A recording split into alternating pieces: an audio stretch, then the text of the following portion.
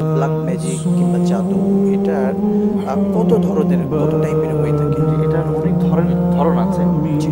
যেমন পৃথিবীতে মানুষ যখন কাউকে কোনো দিক থেকে ক্ষতি করতে চায় তো সেহরুত তাফরিক বলা হয়, অর্থাৎ পারস্পরিক সম্পর্ককে বিচ্ছিন্ন করার জন্য।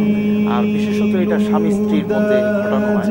যদি স্বামী স্ত্রীর মধ্যে সম্পর্ক বিচ্ছেদ ঘটানোর জন্য এই জাদু করা হয়ে থাকে, তখন স্ত্রী কখনোই স্বামীর কাছে যাবে না বা যাওয়াটাকেও দুষ্কর মনে হবে, এবং স্বামীকে করা হলে স্বামীও স্ত্রীর কাছে যাবে না।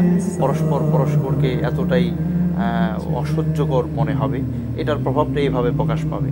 আবার কখনো জাদু করা হয় কাউকে শারীরিকভাবে, সায়রুল মারাজ, শারীরিকভাবে কাউকে কাবু করার জন্য। তখন সেটা তার মাথায় কিংবা শরীরের চেহারার মধ্যে এটার প্রকাশটা ঘটবে।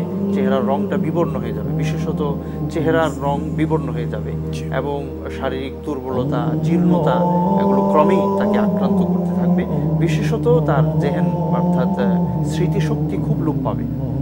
আর আরেকটা হলো সেহের করা হয়। সেহের করা হয় এই জন্য যে কোনো নারীকে নিজের করে পাওয়ার জন্য অনেক সময় কেউ মনোবাঞ্ছনা পূরণের জন্য এই সেহেরটা করে। যদি এরকম কাউকে করে থাকে তাহলে সেই নারী তার প্রতি আসক্ত হয়ে পড়ে।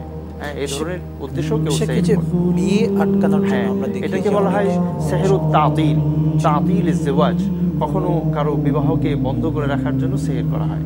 তো সেহেরের ক্ষেত্রে মূল কথা হলো যারা সেহের করেন তারা এর দ্বারা দুষ্ট জিন এবং দুষ্ট শয়তানের সহযোগিতা তারা গ্রহণ করে থাকেন, এবং এর মধ্য দিয়ে তারা কারো বিবাহকে আটকে দিতে পারে।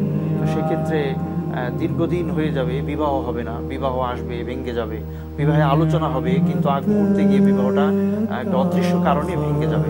এ ধরনের আলামত প্রকাশ পাবে।